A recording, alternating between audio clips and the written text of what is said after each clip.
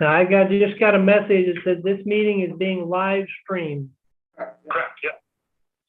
So if you just keep your phone open, we can hear you just fine through the phone. But as long as we talk into the microphone here, you should be able to hear us. Okay, So we'll test that out. we'll try it. Can you hear me right now? Yes. Okay. Yeah. So that'll work. Just have to talk to them through here. So are you starting off? So if you want to call me. A little late, but let's call the meeting to order. Alice, you want to take the roll? Ellen Smith, Charles Beckman, Present? Ben Forster, Emily Pratt. Here. I'm getting an echo. Do you want me to turn my Bluetooth speaker off?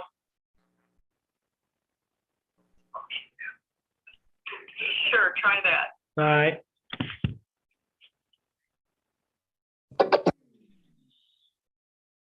Okay. All right, first item of business is the approval of the minutes of the December or January meeting. Everyone should have received the minutes with their package. Any additions, corrections to that? Look good to me. Hearing none, the minutes will stand approved as submitted. Any comments from the visitor section this evening and anyone that wants to discuss anything? That doesn't look like it, Judge. Okay. Any old business for the Lee County Greenways and Trail Plan? We have no update as of today. And anything for the Lee County Comprehensive Plan reviewing for updates? I'd like to put that at the end of the meeting. And we can Okay. discuss it then. All right. Then we're gonna have a presentation by Ms. Merriman for the Lee County Greenway and Trail, or I'm sorry, the Lee County Soil and Water Conservation.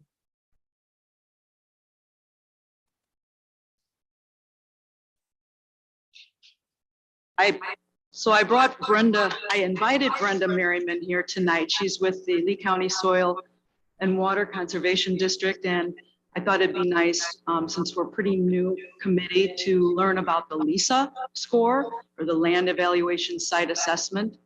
And she's going to begin on the history of how Lee County came about developing the LISA score for us. Okay, Okay, well, what it amounts to is the land evaluation site assessment was developed as a tool for municipalities to utilize how they saw fit and, you know, their ordinances, their county comprehensive plan, things like that. It was developed by the Illinois Department of Agriculture and Illinois Natural Resources Conservation Service. They spearheaded this.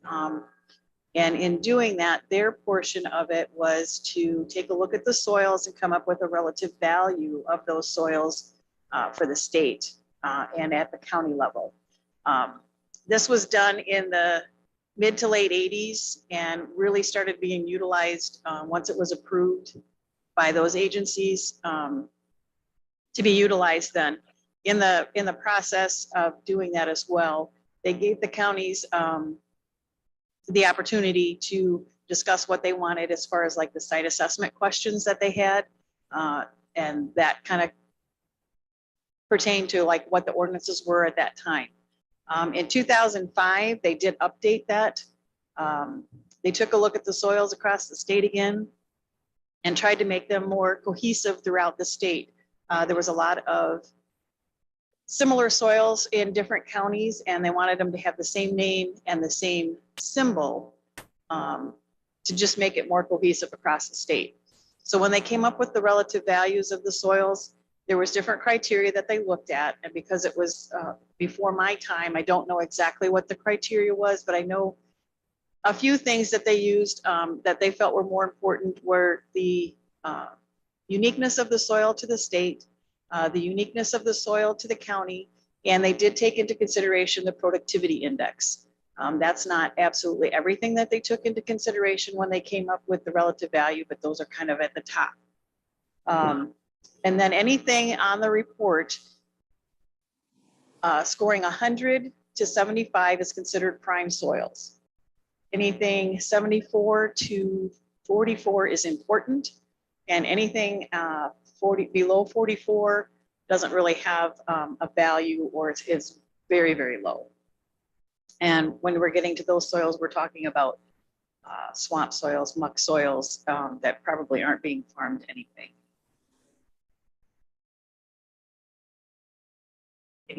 Does anybody have any questions about that? Then the site assessment end of it, like I said, the county and the public were able to, voice their concerns or see what they felt was interested or needed to be, considered when developing those questions. Like I said, it was reevaluated in 2005 to make everything more cohesive. At that point, I think there was not too many changes to the site assessment questions, but they might have dropped down. I think we have 11 questions right now. They might have taken something off, but I really don't remember that too much was changed on the site assessment portion of it. From there, then, there's a total of 300 points for the whole report. 100 of those come from the soil. The 200 points come from the site assessment.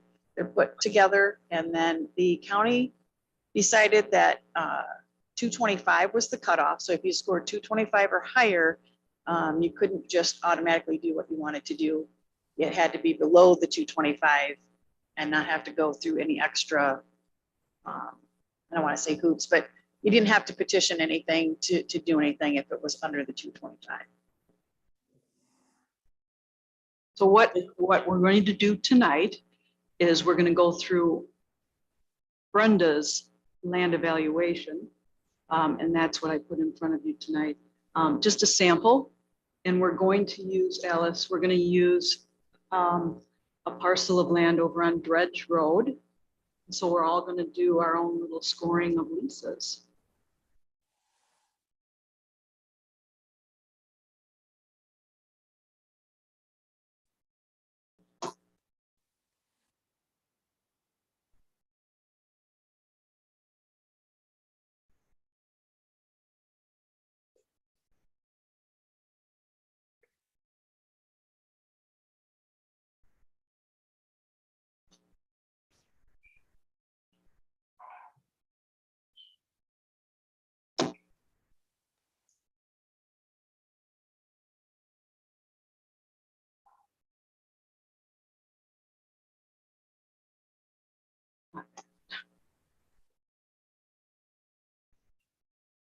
Mm-hmm.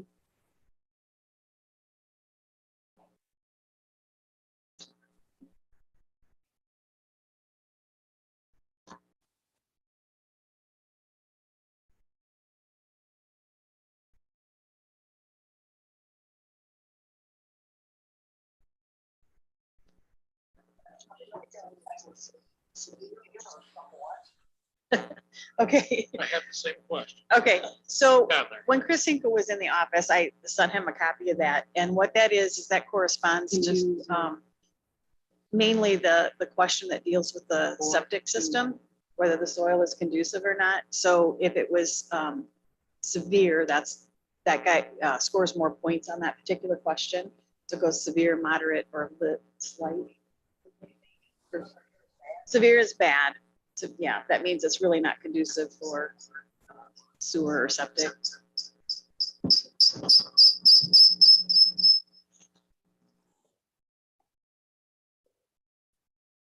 So I think that was just his personal note.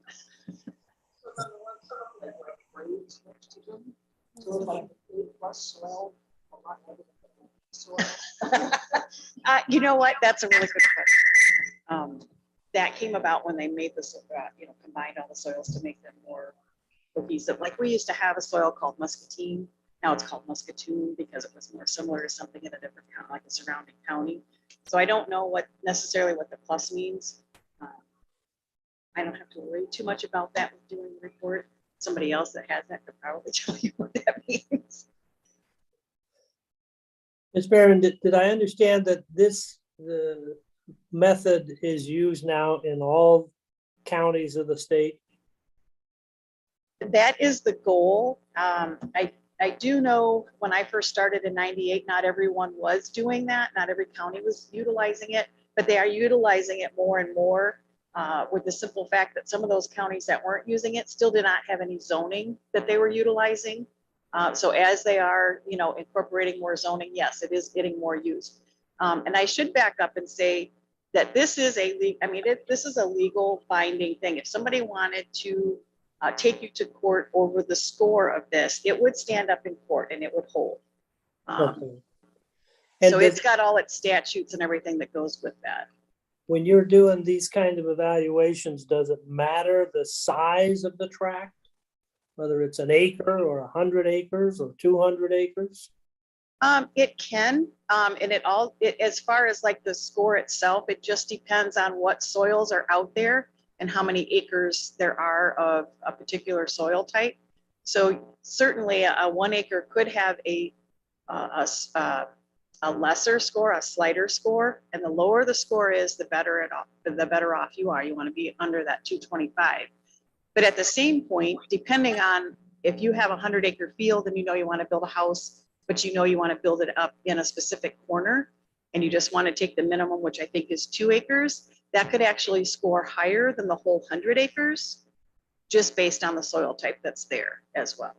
So it in a sense, it does kind of make a difference, and then sometimes it doesn't. It really just depends on the soil that's out there as far as the land evaluation scoring goes. Okay, thank you. Mhm. Brenda, maybe you're gonna get to this, but if I add up all of the highest numbers for all 11 items, I come up with 200, and I'm not very good at math, but how do you get the score of 224? How do you get the score of 224? How would that, As the cutoff, you mean? I mean, how would that ever happen? I mean, it doesn't look like even if it's the worst. You have to put the 2 scores together. The land evaluation has a score, and the site assessment has a score. So Got you. it'll be Okay. more We're gonna probably, get to it. yeah.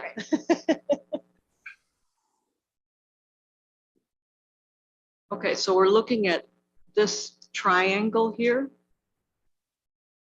Sorry.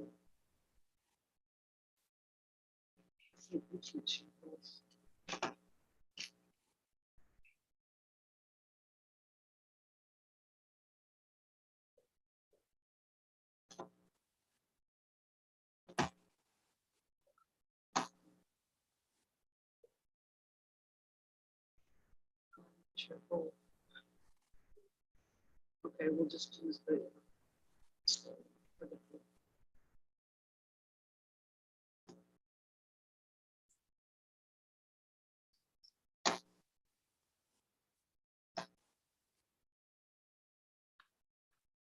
Okay. Brenda, do you want to start? Okay, so I think you all have a copy of the whole list of soils throughout the county.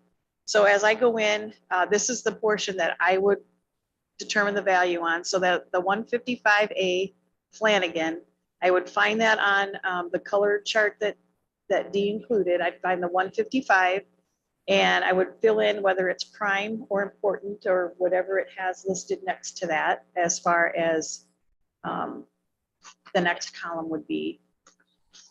And then I believe it has the ag class. So are you finding that soil on the soil sheet? So wait, disappear? Just that little triangle. And you see the lines of the different types of soil just on that triangle? Oh, I see those. So then you look, So What- if you look on the sheet that has kind of like the green and the white, and it's got all kinds of numbers on it, then you just fill in across according to what columns you're looking at there. The ag class, that's how the soils are divided into different classes that the soil scientists came up with. Again, I couldn't answer exactly what those classes are. It is different than like your class A, class B. Some people have asked me about that, and I don't know your class A and B because I don't utilize that. But the next one is the relative value. That's probably the most important one that's there. So Flanagan is 100, and then I put in the acres that are in there, and I get the acres off of the computer. They're as accurate as you can get as far as taking it from one website to putting it into the report. And then from there, you take the number of acres, multiply that by the relative value, and that gives you your value product. So you do that for all the soils that are there.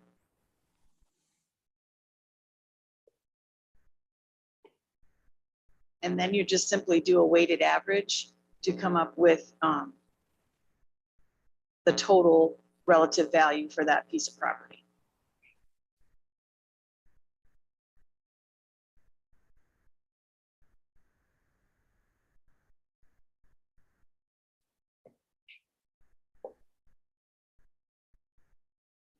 And while Dee's doing that, I should probably tell you that I believe, according to the soil survey, which is different rating than what we use for this report, 90% of the soils in the county are considered prime.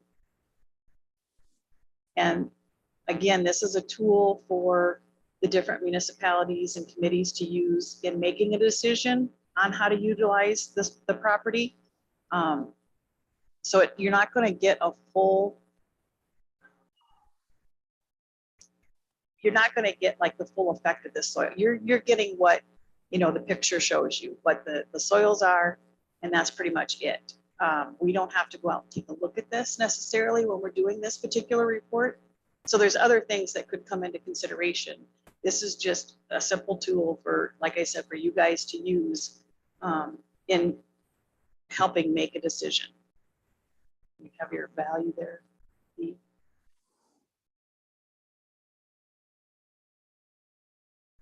Here's mud, right?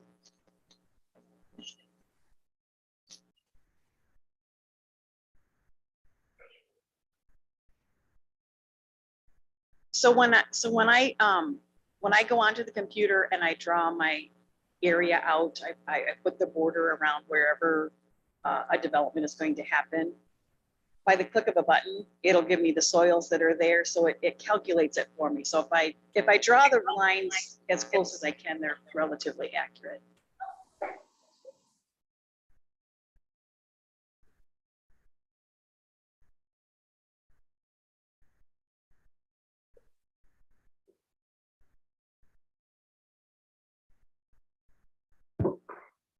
Okay, now that's her side, land evaluation. Now, the zoning office takes care of part 2, which is our site assessment factors.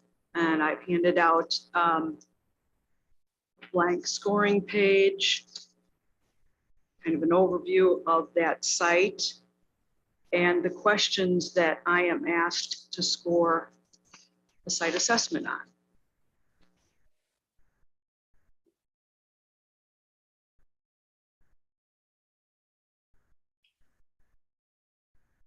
So if you want to go to the questions.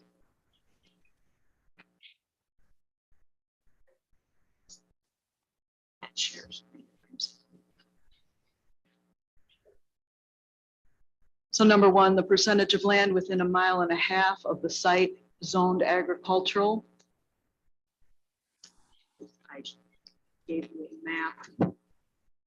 Most of that site is agricultural within the 1.5 miles. We have a little of pawpaw coming in there with some residential and a tiny, maybe 4 or 5 acre or 4 or 5 parcels of residential on the county line road. So I would score that as a 20.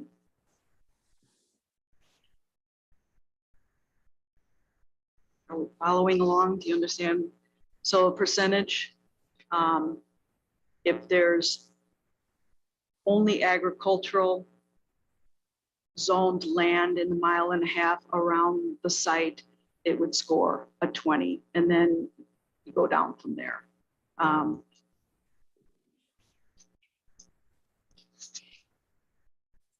think what I did with this one is because part of Pawpaw was in it, I did score it at a 19. Just because there was residential in that 1.5 miles. Number 2, percentage of area adjacent to the site of that triangle is all agricultural. So that would be a 20. Oops.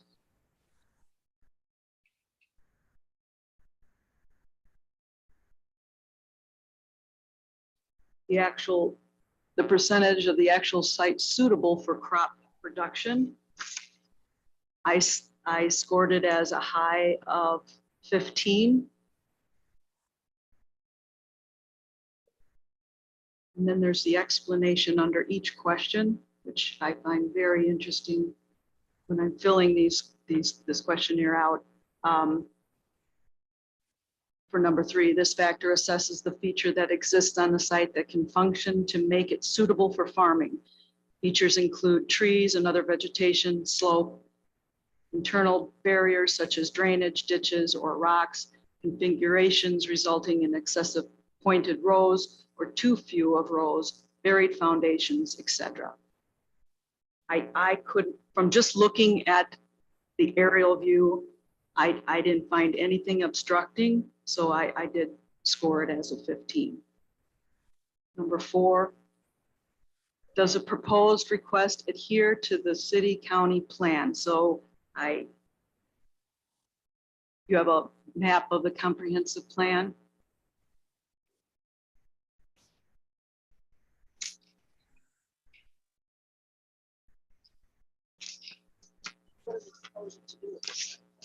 I think we're going to build a house on there. So the comprehensive plan says in that area, it's kind of hard to see, it is mainly agricultural.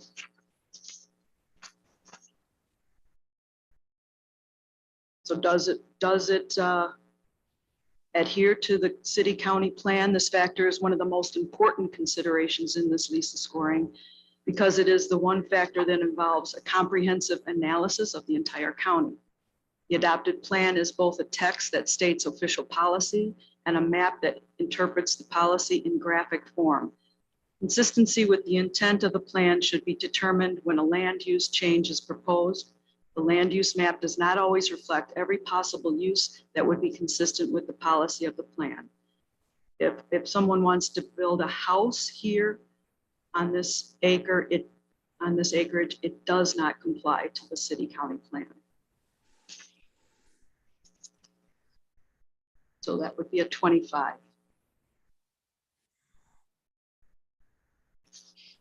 The distance from the city or the town, it's more than 1.5 miles away from Pawpaw. So I'd give it the high score of 20. Availability to municipal water or sewer, there is none. So that would be at a 10. The distance from fire ambulance protection service at the maximum would be 20. And I believe it's within 5 miles in our scoring.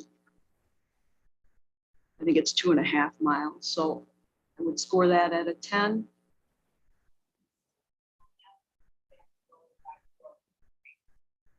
Correct, everything's by the road. The current public access road to that site is a township road, so I would score that at 10. Number 9 is proposed use compatible with surrounding uses. Now, this is another important factor.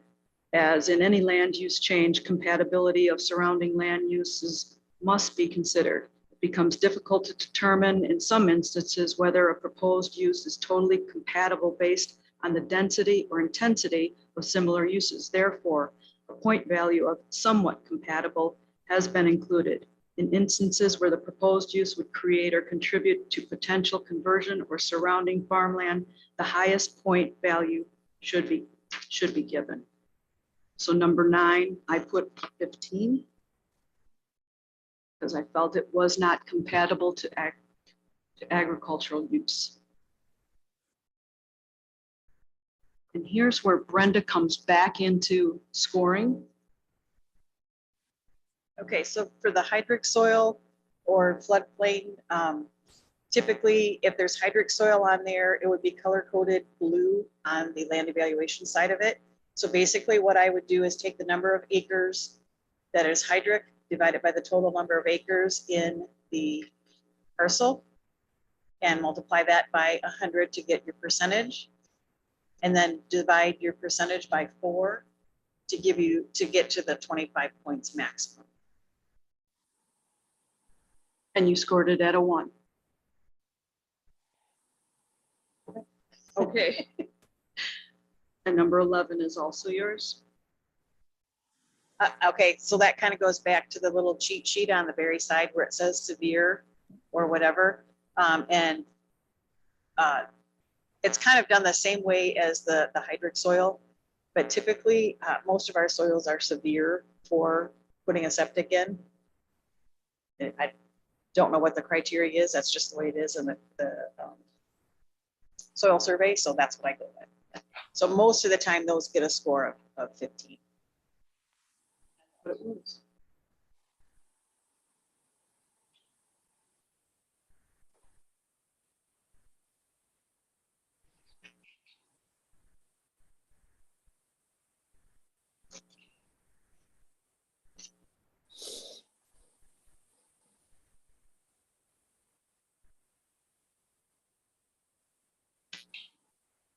So the total for this Lisa was 258, which is above the 225.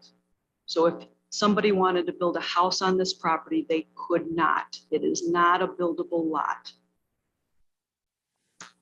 So this brings us to our appeal tonight. We have Mr. Roger Cardot, who came to Brenda and I wanting to have us do a Lisa report because he does want to build a house on this property.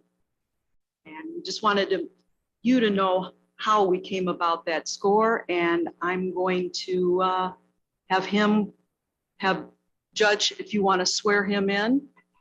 Or Sure. actually, let's have Alice swear him in. Alice And then would he be can be kind better. of give us a little description of what he wants to do.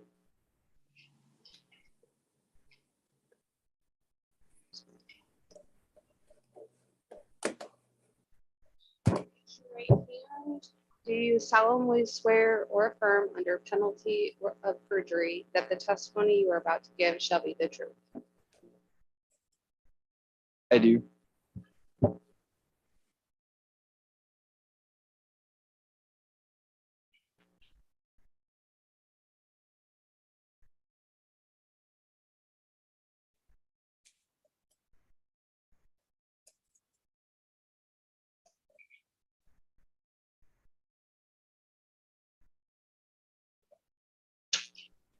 Okay, Roger. You want to Thank you give for us a having me little here tonight. history about how you came about wanting to build a house there? And Thank you for having me here tonight. This is my parents' property who are with me here tonight. And we were thinking of building a house here to be able to take care of them and they're getting up there in their years and assisting with the farm work and stuff and things like that. My family's lived on this property since 1983. They purchased it in 1988. This triangle, they live in the house that you see just left of the triangle. The triangle itself has been in pasture since the late 80s because it is a triangle. It's not necessarily nice to have point rows all the time when you're farming. And it is only, there's along that east angle used to be the railroad tracks. So there's roughly 2.25 acres that is not even farmable. for row crops.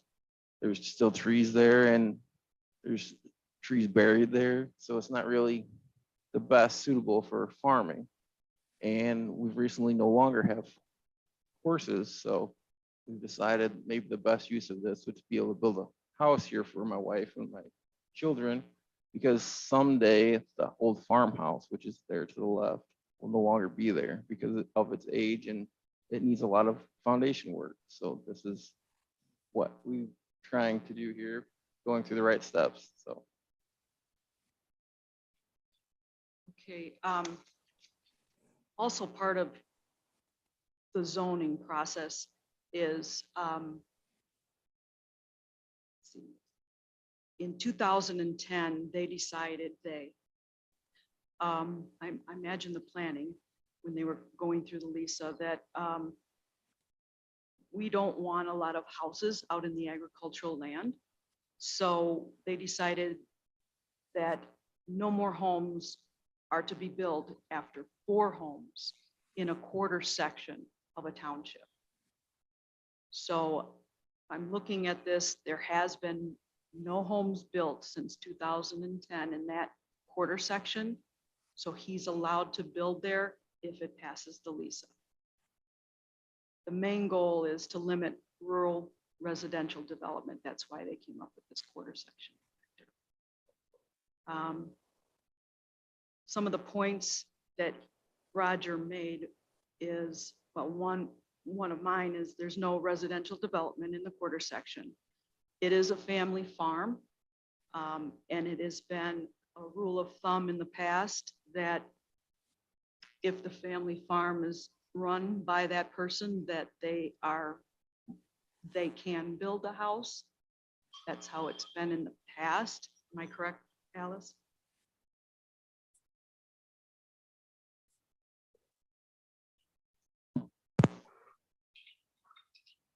Yeah. Traditionally, I should say, that is how the planning commission has proceeded on these matters. The idea is that it encourages the family farm and business to maintain and continue on. It allows the property is farming, and so they have based on that standard. Is it projected that the entrance to this residence would come off a dredge road or Yes. what are the 2 houses or buildings that are shown on the aerial adjacent? That is the Cardot farm.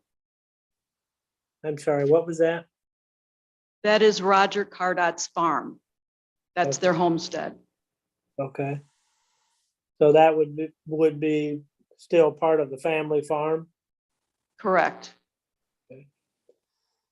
It does not appear, at least from the aerial, that this land has ever been cultivated.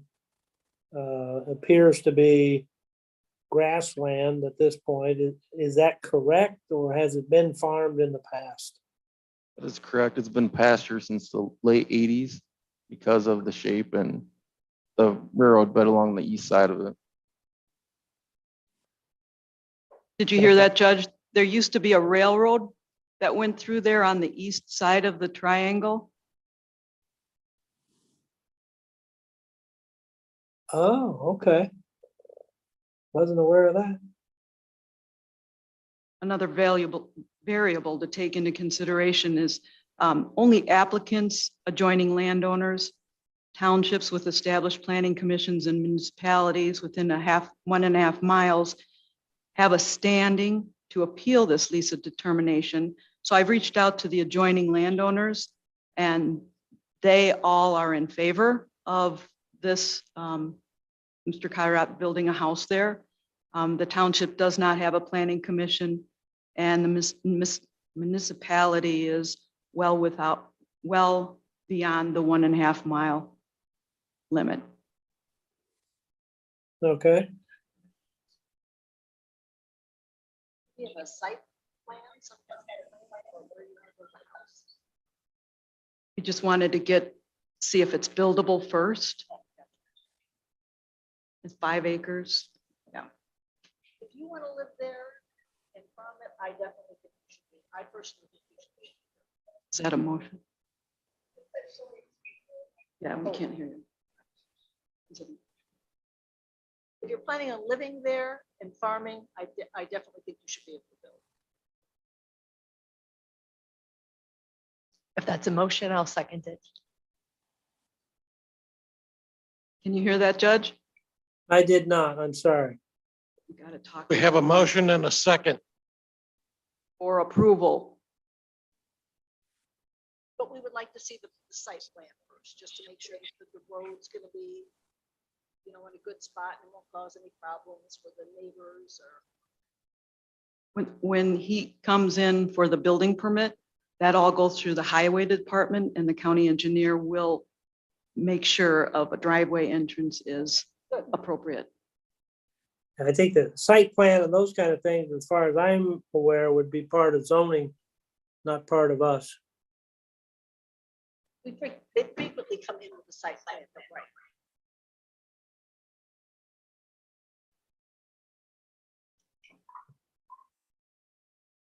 Okay, any other comments? Is there a motion to approve the variance? I move we pass the variance. Is there a second? I move we pass the variance. Okay, any further discussion? All those in favor signify by saying aye. Aye. All those opposed, the same? Variance is moved. And that will go to the county board for the next session, is that correct? No, it just kind of lays right here. I will make a note of it in the records and he can proceed on how he wants to proceed, I guess. Okay. Anything else with Mr. Cardo? I don't think so. Congratulations. Yeah.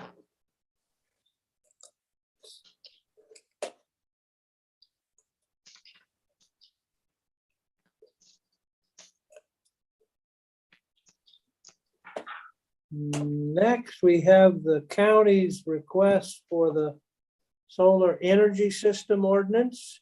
Everybody had a chance to review that? Great, just a little information for you guys. This came out of the Renewable Energies Committee. It is mirrored off of the City of Dixon's residential solar. This will cover solar energy systems as an accessory use in any district. So that is residential, industrial, commercial, ag. We have taken into consideration size.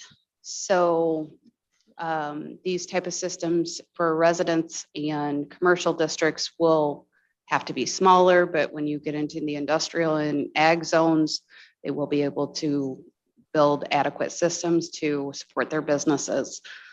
Any questions?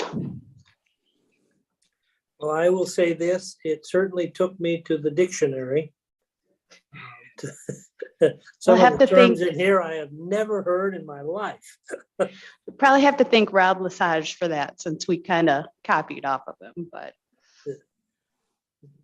My take on the ordinance is that the county encourages home solar energy systems and only if it violates or appears to violate another building code measure, is it going to be questioned? Otherwise, the homeowner has the option and the right to do it. correct. The state of Illinois actually does not allow us to prevent personal solar energy systems. So this now is putting it into our ordinance. Anybody else have any comment? Did you have any? As the only visitor here, did you want to swear in and?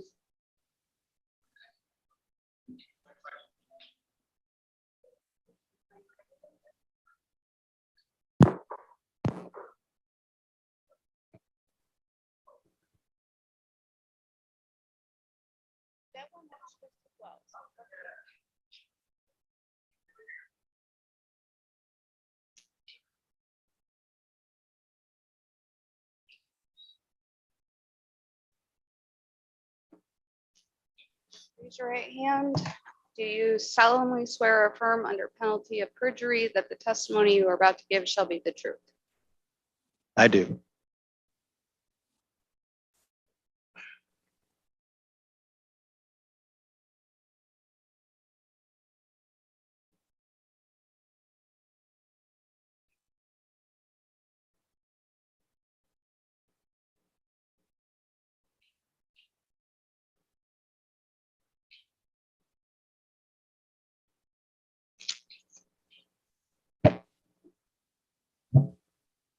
My name's Tom Capron. I'm here at the request. KAPRAUN. Of Alan Smith here. And I read this, and there's one thing I was looking at this on page 2, second paragraph. So it's accessory use, explains accessory use, and at the very end it says, so long as these provisions are used within the bounds of the specific parcel. Does that verbiage prevent them from selling electricity back to the power company? Correct. And that is what the difference is between as an accessory use versus as a commercial use. So we Okay. have a separate ordinance that deals with solar energy systems on the larger scale, like the utility size. And that is a separate ordinance. So this is strictly for personal use solar Okay. energy systems. I understand that some of these systems that, at some time, somebody could be generating more electricity than they're currently using. And so it backfeeds through the meter and runs the meter backwards. But in most cases, they end up using more electricity from the power company, and that kind of offsets it. But sometimes they end up getting a check from the power company. Would that put that person in violation? No, that it depends on how they're set up. This ordinance does allow them to generate 120% of the energy necessary to power their home. So they are allowed to produce more. Okay, so that's all factored in there. And now they're coming out with the battery systems as well. So if they do produce more, currently it goes back into the grid because they don't have anywhere else for it to go. But now with the battery systems that they're creating, any excess will go into that, and then they can use it when Okay. during Even batteries can get full but okay, if there's 120%, that's understanding that some of that may go back, correct. but it's not primary use for that. Right. And from what we understand, is that the income would be very minimal. I mean, they're not going to generate enough income to make it profitable for them, so Okay. they might get a credit here and there during off-peak times, but for the most part, they're going to be using what they're creating. Okay, that sounds fair.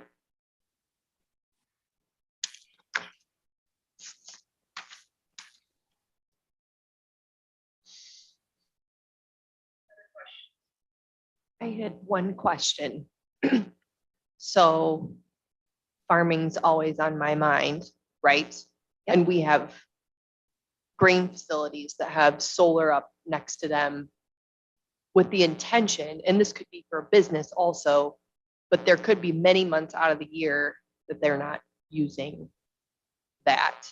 How do you come about the 120% when you could have big swings in what they might use? That was my only question. And not that the number is wrong, just wondering. Honestly, I can't speak to that. The Renewable Energy Committee adopted that provision based on the, I believe it was Kendall County's solar energy ordinance for residential use. So. But that's- not necessarily, does it apply to business use for Kendall County? That I don't know.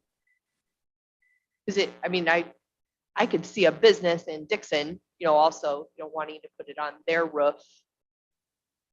I'm just putting that out there.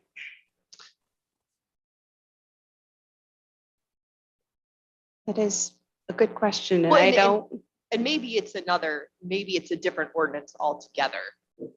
I don't know. But it seems like this would fit for small businesses also that want to produce it for their own use. that is the goal of this, is that it would, Do both of those. yes, Okay. it'll, for small businesses, farm businesses, industry, manufacturing businesses. So it's kind of designed to catch everything. So long as they're not generating so much that, They will never use it. right. Okay. Thank you.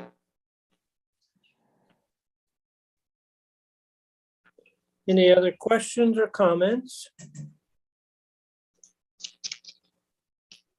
Anybody want to make a motion to approve and send it on to the county? So move. Second. Second. Thank you. Any further discussion? All those in favor signify by saying aye. Aye. Opposed? And ordinances moved to the county.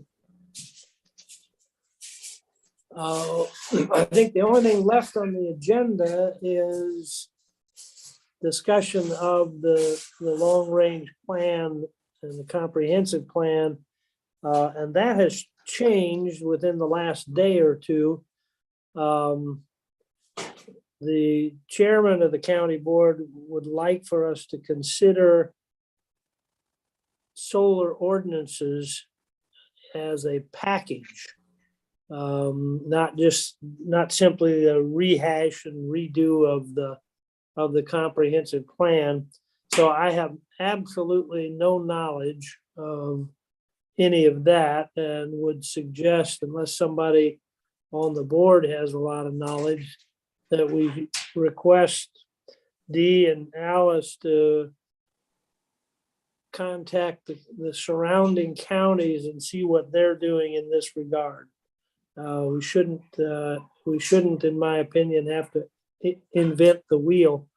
There are a lot of counties that are opposed to and others that are supportive of solar energy. So see what kind of ordinances and comprehensive plan they have for that.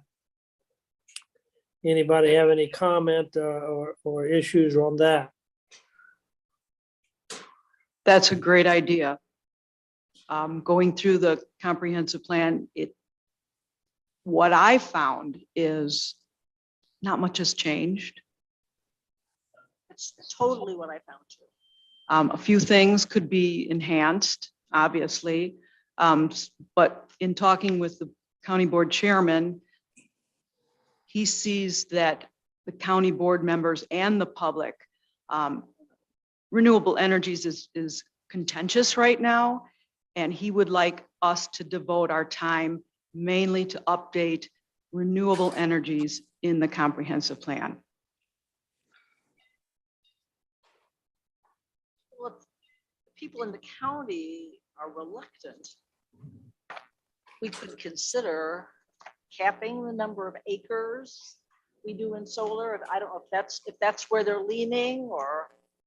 Right now, we're less than 1%, Right. but we're getting. How can your mic? I think right now we're less than 1%, but we're getting close But with what's planned. Yeah, but it sounds like a lot of people, okay, I am totally in favor of solar power, but a lot of people are not. And so if the county wants us to cap it, we could look at that, but I don't have any other ideas what to, like you can't really use Lisa for it. It So- doesn't matter if it's good for septic or not. I mean, Well, it's a NIMBY type emotional thing. We can do it different, Lisa, I guess. The goal of the county and the comprehensive plan is preservation of farmland. And so that is something that we need to keep in mind when moving forward with this discussion. What we are finding out with solar is that once a parcel goes into a solar project, it is no longer counted for base acres towards their, what am I trying to say? Benefits, their USDA programs, so Title I. they programs. can't get what they need from the government because that land is no longer considered farmland. So unless the state of Illinois changes that and is willing to reintroduce those acres as farmland once the project is gone, then we would be okay. But the problem we're having right now is that essentially we are giving away farmland to these, 5,000 acre projects and 4,000 acre projects. So that is something that you guys need to consider moving forward is, are we complying with the comprehensive plan by supporting solar, or do we need to change our position? Well, I feel like farmers are using the land and farmers are using the land and the sun, and they're creating a product. And I feel like solar does that too, but apparently many people don't agree with me. No, what you're saying is true, but the thing is what if that land is no longer considered farm, that is now affecting generations beyond ours. So somebody's ability to farm that land in the future is now impacted because it's no longer considered farmland. But they could remove the solar panels, right? Correct. And they can still farm that land. But if they want to get any type of benefits from the government that is necessary for a lot of small farmers, they are not going to qualify.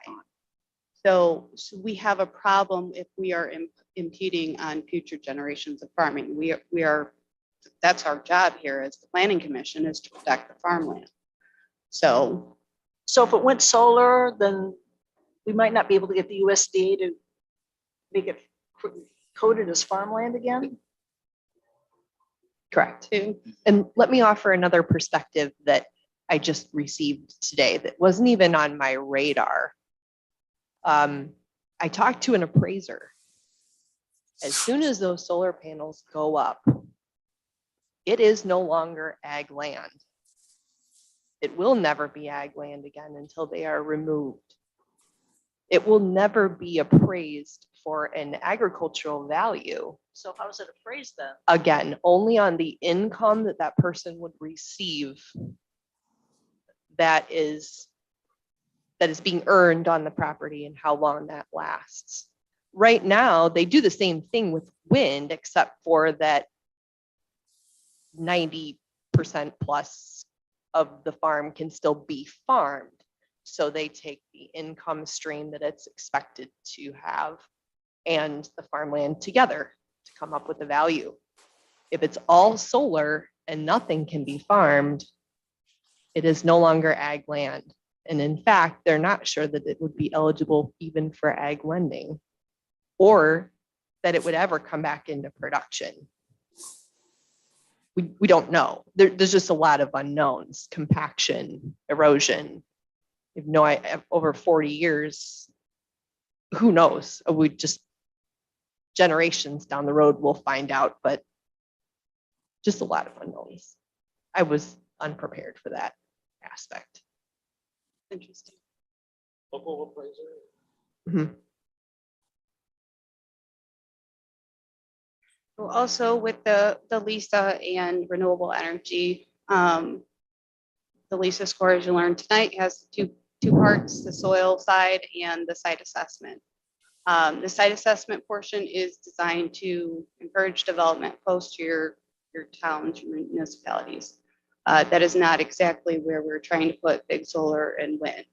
So it kind of works against what we're trying to do. So a lot of people are wanting have expressed concern about soil scores. And so what we are maybe considering is, you know, when we're doing a wind or solar project, that we would look at soil scores and not necessarily the site assessment, because it's not set up for what we're trying to do with wind and solar.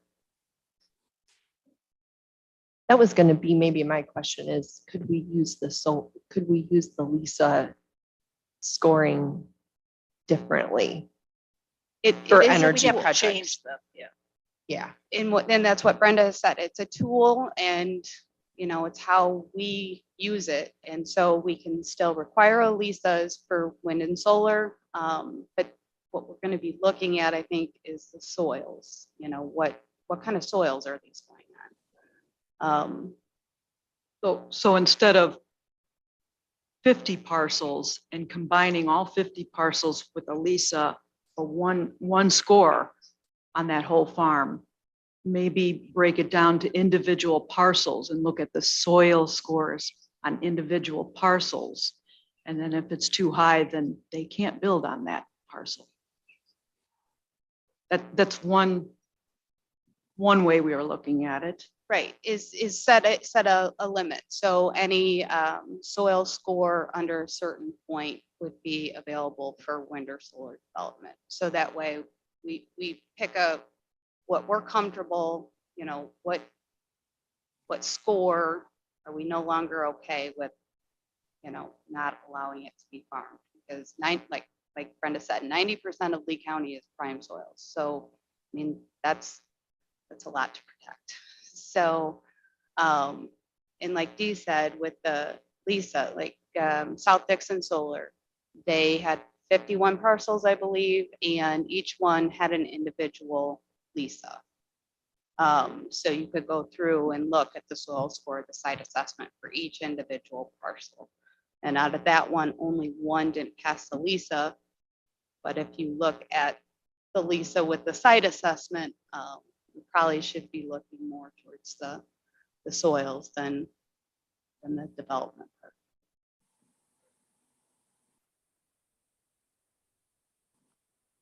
So moving forward, I think if it's all right with you, Your Honor, I could probably start looking into getting a company in here and looking over the renewable energies section of the comprehensive plan.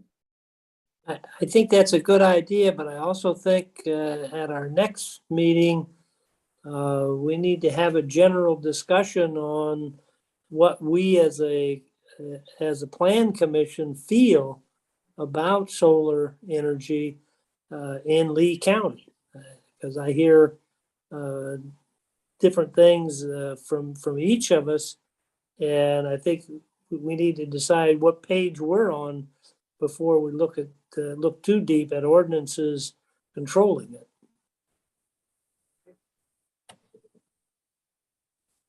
I can, for next meeting, I could bring in other counties and what they are putting in their comprehensive plan for renewables. I can give comparisons for that. I think that's a good place to start. I just breezed through like DeKalb's, Ogles, Whitesides today. And it's real easy to just do a search for wind in each of those. They're really not addressed. Dee, I'm getting a pretty bad echo now. It's hard to hear Ben. I looked at DeKalb's, Ogles, and Whitesides real quickly today, and just did a word search within their PDF document for wind, and just to see what they were doing on the renewables front and how they're addressed in their comprehensive plans, but they're really not addressed in there. At least not on the level we do in ours.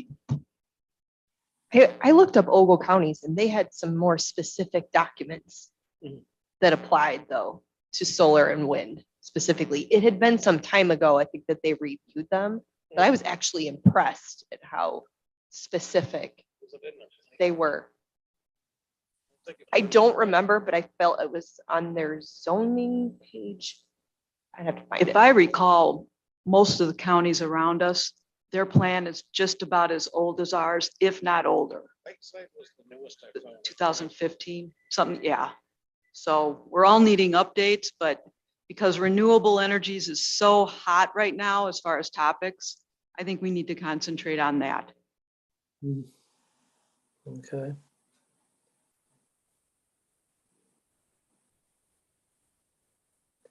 Yeah, I did a search too, but the things that I've learned today, now I'm really wondering about everything that I decided that I'd read on and yeah.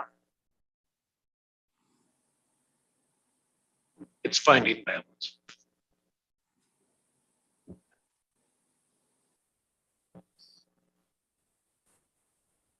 Anything else that anybody has? So Dee, you can check and get some ordinances and we'll have a discussion at our next meeting. That sounds good. Okay. Anything else on the agenda? Could we have some data at our next meeting about how many acres of prime farmland that a solar farm has permitted for right now? Like how many The acres are total currently in amount of progress? acres, all the projects Hmm. proposing to have, sure. Just so we can get an idea of what's already, like, where are we Almost at? 10,000, almost 10,000 acres. But I can get you. How many acres is the county? 460.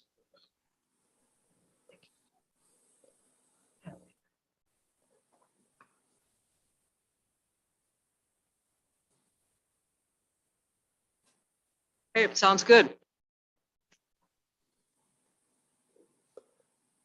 All right. Anything, there's nothing else on the agenda, is there? No. Okay. Are we ready to adjourn? So move. Second, Second. all those in favor signify by aye. Aye. Opposed? We are adjourned. Thank you, everyone. Thank you. Thank you. Thank you. Have a good night. Bye-bye.